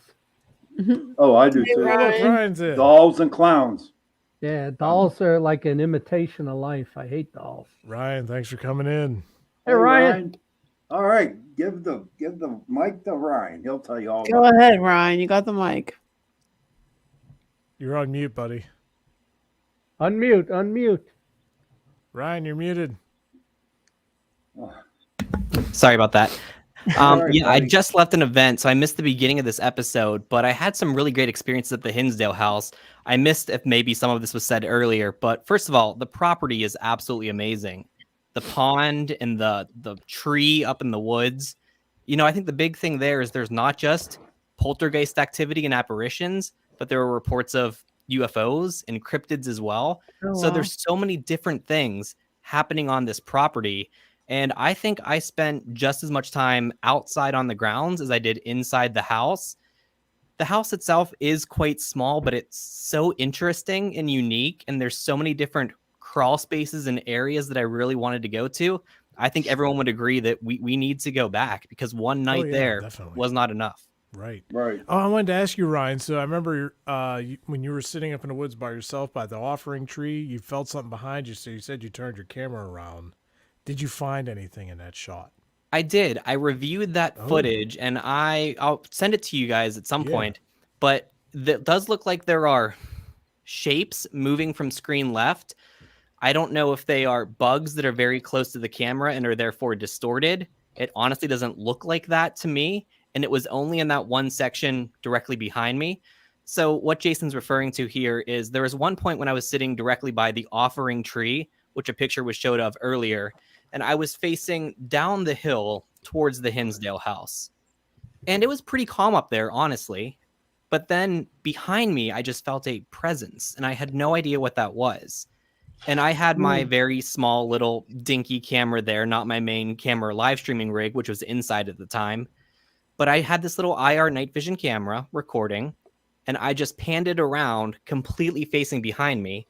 So I couldn't see the LCD screen. I don't know what was captured there, but I felt a presence there. And shortly after that, I ran back down the hill because I had to get out of those woods. And I did review that footage, and there's a shape moving there. So I'll send that around. Yeah, I Yeah. definitely want to check that out. Definitely.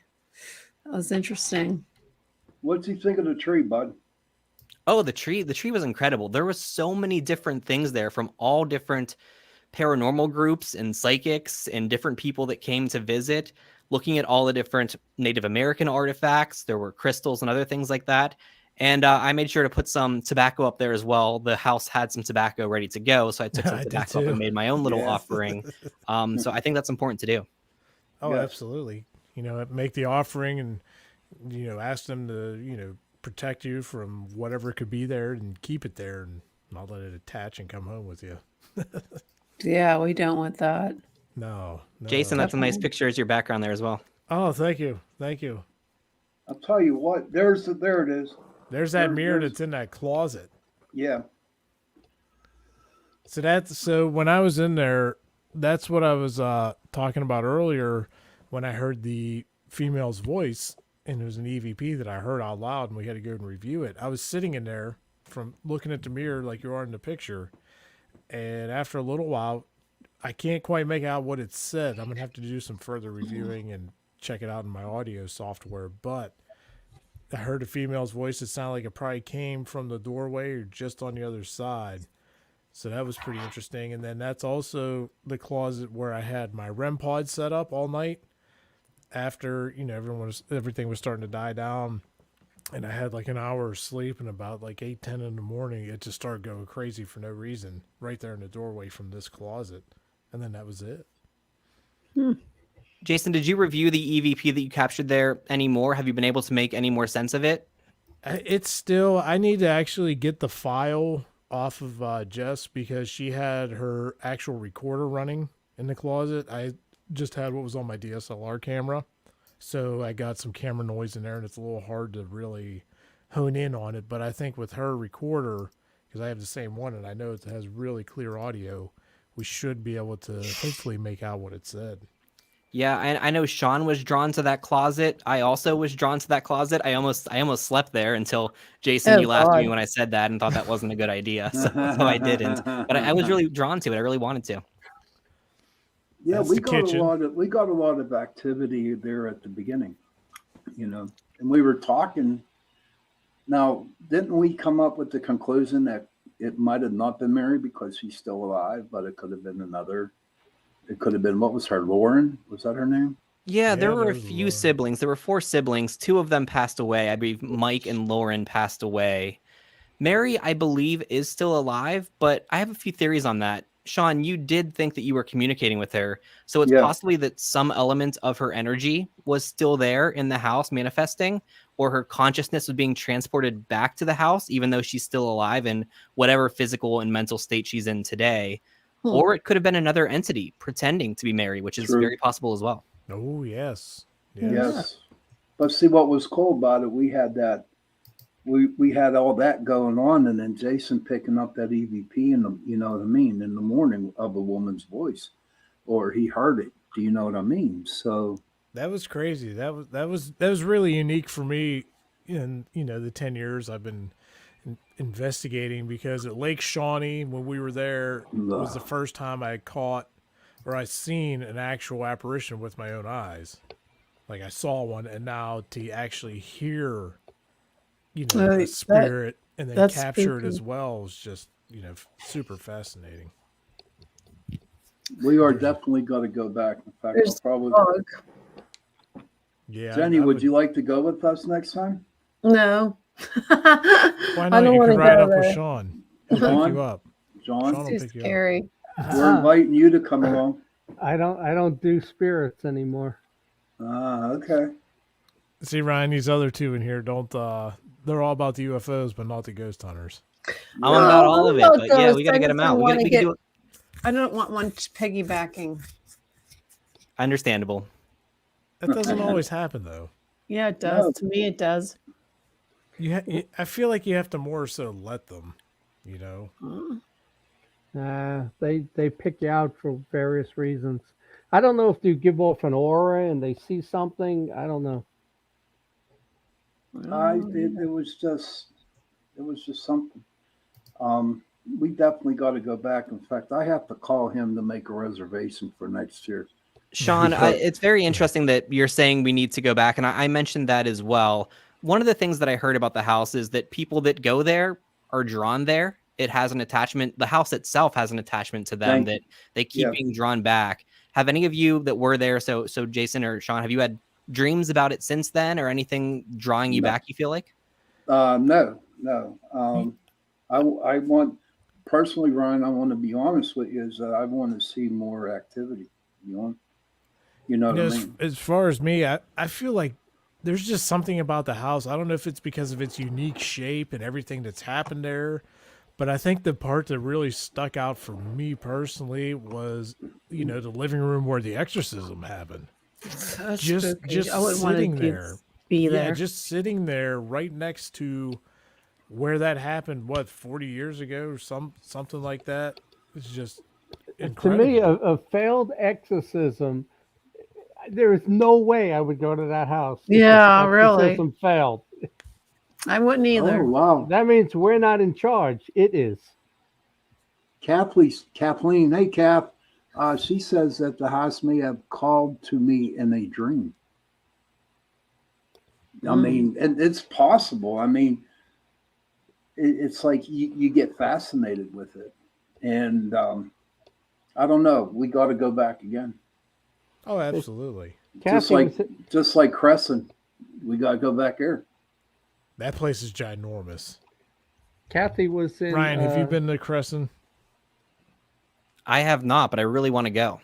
Yeah, it was really cool. We went there, and actually there was our team, and then there was another paranormal group that was there. We I think crossed paths one time the whole evening. Yeah, I've heard it's a huge location. Yeah, it's massive. Like, so you'll get 4 or 5 buildings to investigate, and then the other crew will get like 4 or 5, and you know, it's impossible for one night to cover a lot of ground. Dude, we got to get our golf carts to go up there. Oh yeah, definitely. Honest to Pete, man. We're gonna get a trailer and take up golf carts because the immense amount of walking up there.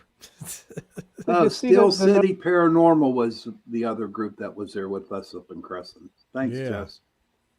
Did you see the message from Kathy that she's never been there, but she's had dreams about the place? Yeah. I don't know. So, Kat, do you want to go with here, us John? next Here's time? something to think about, John. So you said if the exorcism failed, that you definitely wouldn't step in there, and that means it's in control. So let's rewind a little bit. So if that's the case, the exorcism failed, the house shook, everybody, it was crazy. But over time, all these other investigators been there. Well, how come it would like pick out? I think it was Nick Groff, because, like I said, the story was that something dark and heavy followed him, and he had to do all these cleansing rituals, and then it disappeared and supposedly come back to the house. Like, why do you think it would solo somebody out like him? Well, I think that they can see something when they look at us, whether we all give off a different brightness or aura, or it could have been that they have an intelligence network that they follow certain families, certain people, and when you show up, they recognize you. Yeah, they. That's, Oh, Brian, I forgot to tell you. Saturday morning after y'all left, I tried to start my car and it just would not start. The battery died. Oh no, that's one of the major stories there as well, is everyone's experiencing car troubles. In fact, Diana, who I believe was the one who let us into the house, was late getting there because she had car troubles coming to get us. Then Yeah, Roy's tail light was out. He got pulled over. Going to That's get pizza. crazy. That's I a lot of actually weird got pulled stuff. over coming back from there too. So What's that? I got pulled over coming back from the house, returning Did back. you? What were you doing? So the cops must know to stake that place out. I guess 'cause so. People go up there, Oh, wait. Me and Roy got pulled over by Yeah, a cop that's what I'm because of his saying. taillight. And the cop was more interested about us being up there investigating than he was writing a ticket. Seriously. Yeah. And I'll tell you what, the road to get up there, oh my God, it's like, gravel, dirt. I mean, this house is like way back in the woods, man. Jeez. Oh, it is. It is. It's I'd be great, more like- worried about humans coming up to bother you. I think Well, there they was do have one all the house. windows caged from the outside, so. Oh, But really? that's probably because it's a Yes. popular place, and they probably don't want people breaking in and destroying it, which I don't blame. Yeah. them. What's But- Kathleen So say? Kathy, she's going to go with you now. Cool. Kathy, you going to go with them? They're inviting you. It was a good time. It was a good time. But, She dreamt about the place. She's got to go back with you next year. I mean, They're- being they're- that we actually had legit experiences, I would definitely want to go back and see if there's more to it. Or maybe they'll be more comfortable with us next time, or we might catch that on week where it's just off the hook. Yeah. That'd be a good one for it, because like what we saw at the Belair house, Shawn. That was unique in its own Right. realm. But the Hinsdale house, I feel like it was kind of just chillaxing for us. Like, it was just like little teasers, like, here you go, here's a little something here, a little something there. But maybe if we come back, we'll get the full effect. Well, I thought the whole investigation was very professionally done, and I think Ryan he really did a great job narrating it, and I found it to be really enjoyable. And not only did I, but others watching it with me. So it Thank was you. really good. Thank you for that compliment. Thank you. Yeah, I'm happy to do more of that live stream stuff. Pittsburgh Paranormal Society does some great investigations. Jason has a ton of gear. Shawn has been mentoring everyone in the Pittsburgh Paranormal community for so long.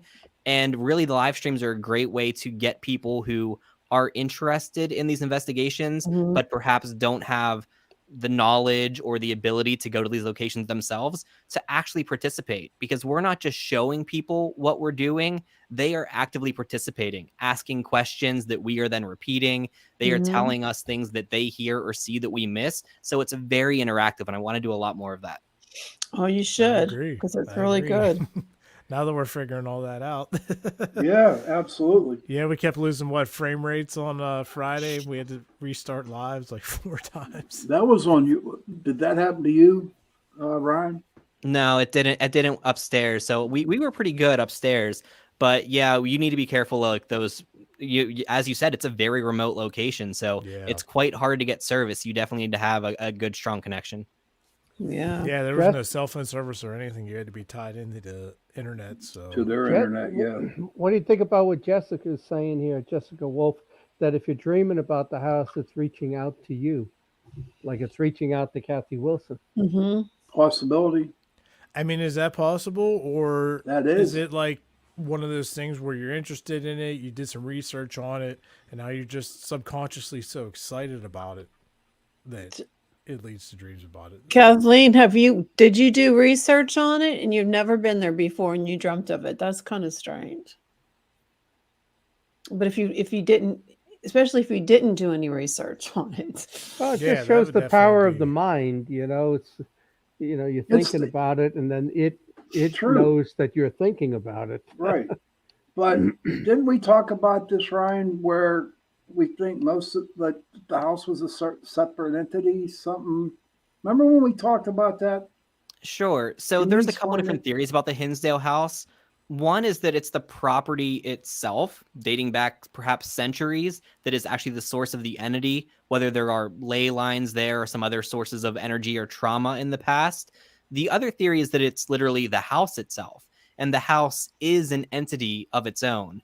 There's a lot of people that talk about, when they talk about the activity that happens there, they don't say, for example, I dreamed about the spirits there, or the spirits are calling me. They say the house is calling me, or the house did X or Y. So that's something that they're subconsciously referring to the house as an entity. And there's theories that that may be the case. Well, I can see that happening. Oh yeah, it was good. But we got to get John on an investigation with us. You He got to ain't come gonna up, dude. go. Come I'm a on. scaredy cat Neither's with Jennie. ghosts No, what's there to be afraid of? My God. because I attach to you. They can No, go they in you. don't. Where are you They- getting at? Where they are you come getting home. It happened Yeah. to me, Shawn. It happened to me. I got sick the next day. I had something here for years. at? Holy crap. Did anything attach to you, Ryan, from the Hinsdale House? I don't think so. I've never had an attachment, and it'd be terrible to have that, right? But I'm interested in the experience to know what it's like. So maybe one of these days. Well, Well, when you go I there, can ask it to come kinda- home with you and see if I they can can kind of relate cooperate. on something because, as I've mentioned before, the woods next to my house are haunted, right? Well, I actually had a spirit follow me over from the woods, and I actually got his name out of it, the whole Oh my ordeal. God. That's And too then I scary. talked to my neighbor about it, who's lived next door for his entire life, and he knew everything that's ever happened up in this neighborhood. And he's like, "Oh yeah, that's so and so," and I'm like, "Oh." I just Okay. got my best offer to go. Kathy Wilson wants me to go. Me Thank and you, you Kath. go. See that now I'm getting enticed. No, entice. No, you're put on the spot right now, brother. That's what And happened. because she says I know how to get rid of it, which I do know how to get rid of it. So But then again, that's like on the fence because, do you want to get rid of it? yes, Or then, Why would you want it? no, I'm just saying because that's that guy's moneymaker up there. You know what I mean? And yeah. so if someone, like, what's she do down the Bel Air House? She has 13 portals open, supposedly. Yeah, And- she has strict rules. Do not close any portals. Yes. I thought she said don't open any new portals. No, close. Yeah, Close. I don't know everything about open, but So that's her money maker. She wants them to stay open. Of course. well, it's kind of like an attraction if you think Yeah. about it, because if a place is that haunted, how many ghost hunting teams are out there that are, we're going, we want to this, we want to experience this. It's like opening a can of Pringles. Once you pop, you can't stop. But you know what? I did ask that lady, what was her name? The one that let us in? She, I think Diana Mary. and then Addison Diana. was there as well. Yes. right. I asked her what was the farthest place that a person traveled from to come here?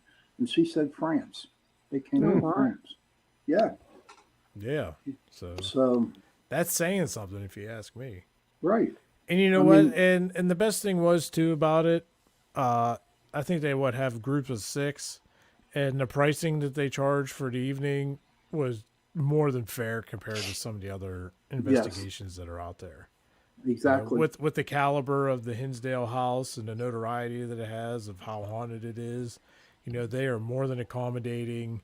They have merchandise, snacks and stuff. They just ask, for a small donation to help keep it going. So, really nice people, really nice and accommodating. And I think one of the best things about it is this house was in danger of being torn down, and now Yes. its history being preserved. And I think the paranormal community has a huge role to play in preserving these historic properties that would otherwise be torn down and lost to time. And if something was occurring there, that could have been lost forever. And now it's researched and investigated, and that history lives on for generations to come. And that's very important and powerful. That's some way to look at it.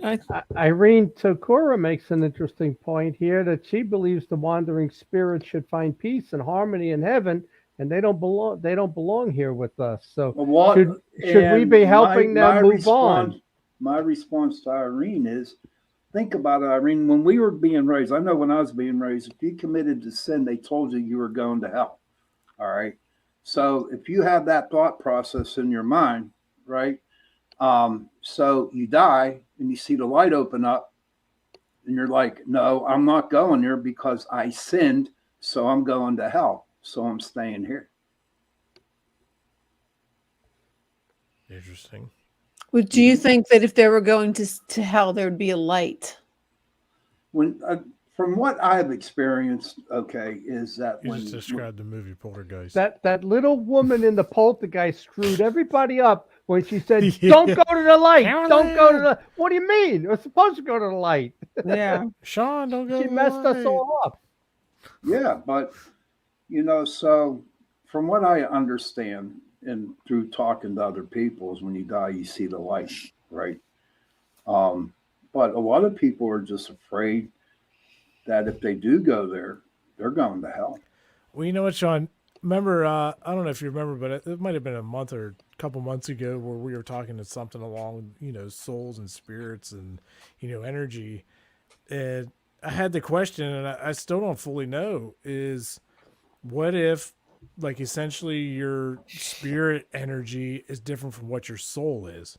Like, say you pass away and your soul goes to heaven or hell, but energy is not created nor destroyed. It's only transferred. So your energy that was, physical energy or whatever is your, what's haunting houses or whatever. I mean, is that possible? Like, am I like, I was just a question that I've. No, that's pretty interesting questions. I'd have to look into it. Ryan, do you have any, you got your soul, but then you got the energy that can't be created or destroyed is transferred. So where does that go? Yeah, I think there's a lot of this deals with the difference between a residual haunting and an intelligent haunting. Right? You could have an actual consciousness that is still trapped in a location that is interacting with you with knowledge and knows what you're saying. Or you could potentially have a residual haunting that is just time or energy captured into the stone or the wood of the building that is replaying the past on a pattern, on a loop. So there's two different ways to look at it. There could be other methods there as well. But we're using the words hauntings or spirits to refer to these things that could very well be very different. Well, most people feel like they have two people inside them, right? There's the good side, the bad side. So maybe your soul, is its own entity and mind, and then you are your own also. So maybe what Jay's saying is correct. I don't know. Yeah, I don't know. Why? There's only one way for us to all find out. I was trying to ask you a question the other night, and I asked you why when you were talking to I don't know who it was, one of the rooms.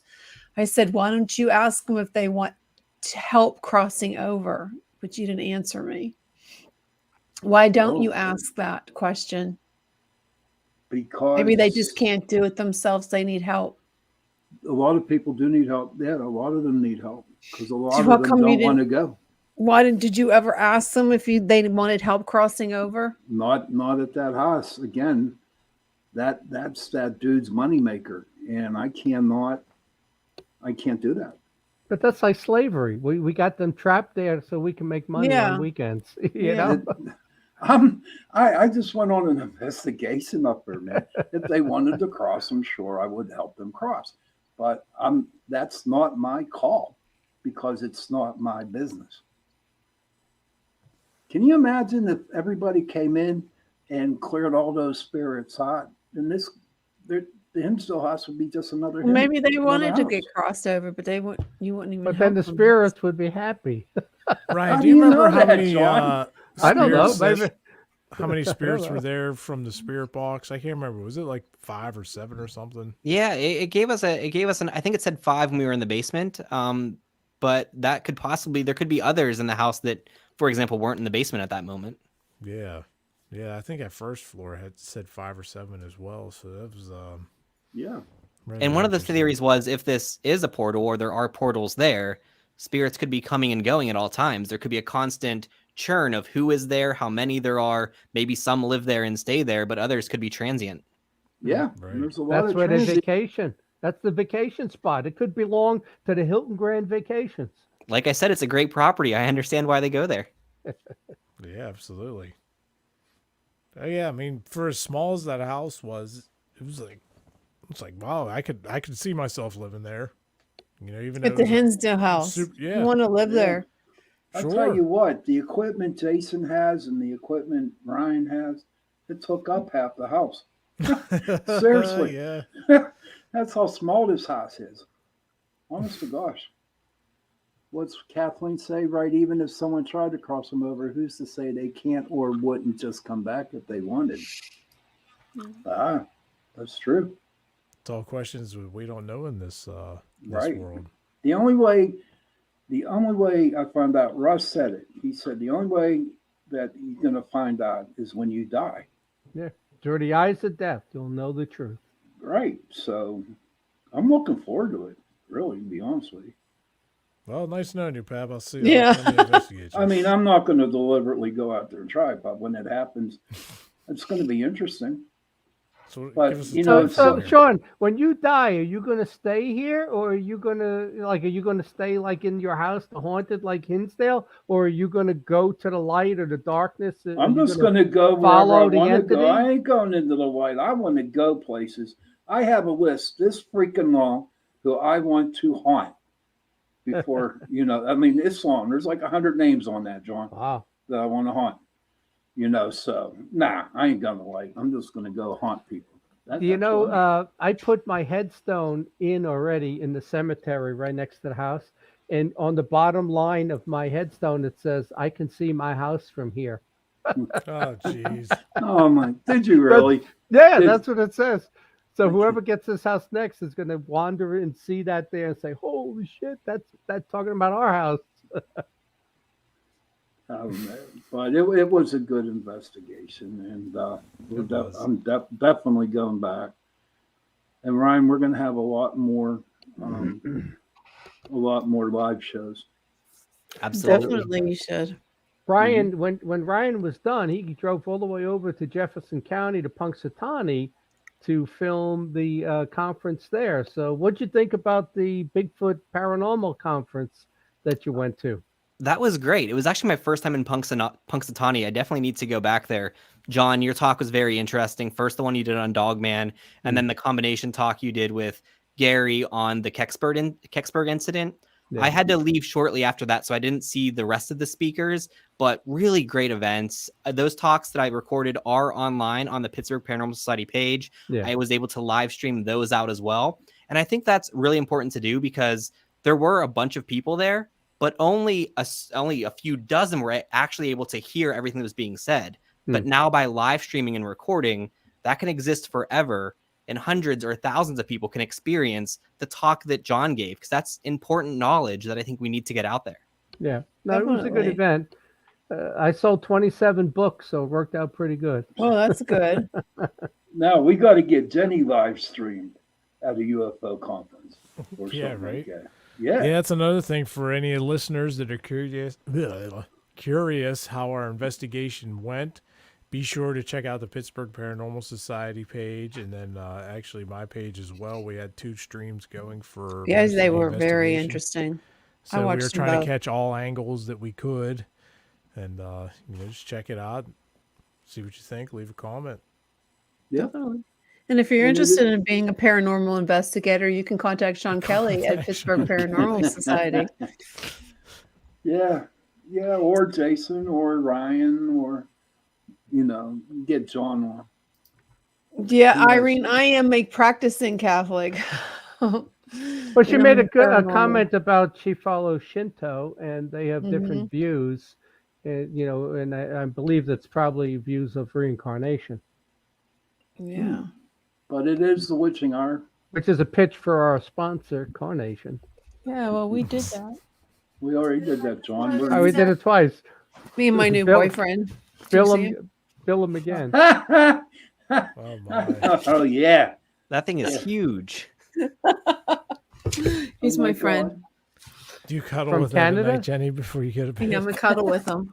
Oh my god. I also have a baby too. Oh no. Oh my God. He had a Oh baby. my. No comment. Anyways, no comment. That's not No nice. comment. He's a very nice baby. I get to say good night to Dracul over here. Where is he? Oh yeah. That hand, right there. Yeah, With right, that everything's like backwards. Dracul, Brian Dracul is me. Good night. Unsaving. Oh, Shawn, what's your show about tonight? The Hinsdale House.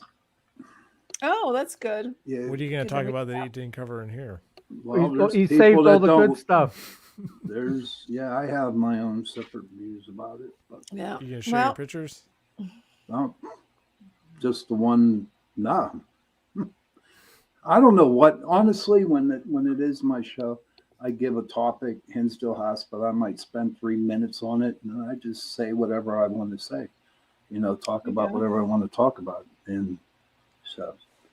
But thank you for asking. Into the night, 11 o'clock. No, I'm sorry, 11:10 p.m. 11:10 11:10 In 13 minutes.